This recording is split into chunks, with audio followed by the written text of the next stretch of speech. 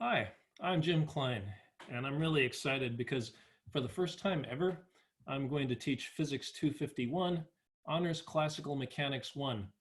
And I'm really looking forward to brushing up on my mechanics because it's been a while. I took a course like this about 40 years ago, and I think it was a course on mechanics or maybe thermodynamics. It was something to do with physics. Uh, or or chemistry. Um, anyway, it was science for sure. Anyway, I wanted to tell you why this is going to be a really great course and also to clear up a few common misconceptions about classical mechanics that a lot of people tend to have. And I'm going to illustrate these by sharing my screen with you. And so now I just have to find that button. Where is that button now? Damn, if I can never find that button. Hey, where's that button for sharing your screen? I found it. Now, one common misconception is that a lot of people tend to think classical mechanics is kind of a dead white man subject. But actually, it's really quite relevant to our modern life. And not only that, but classical mechanics is also responsible for many of those common everyday experiences that you have all the time, such as getting hit on the head with an apple. I'm sure that's happened to all of you many times, right? Well, if you think about it, classical mechanics is even what makes the world turn. And here I get to also show off some of the fabulous technology that we have at our disposal for doing remote teaching.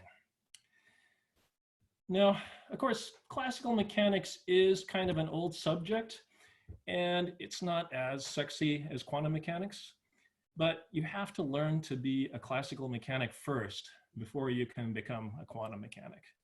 That's just the way it is, I'm afraid. You will see a lot of people trying to skip this step and go straight into quantum mechanics, but it never works.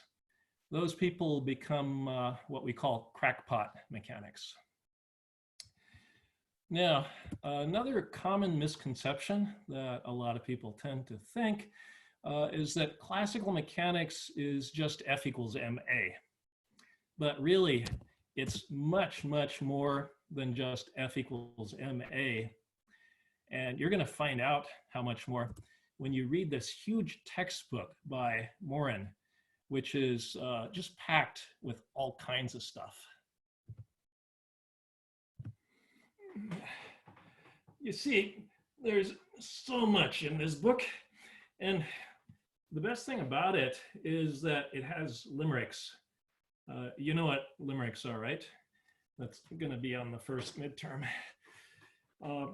And the next best thing about it is if you don't have a set of free weights at home, this is just the perfect thing.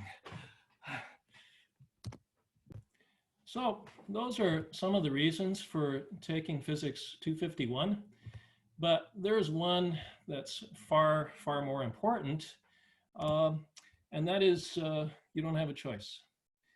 So come to think of it, I didn't have a choice either.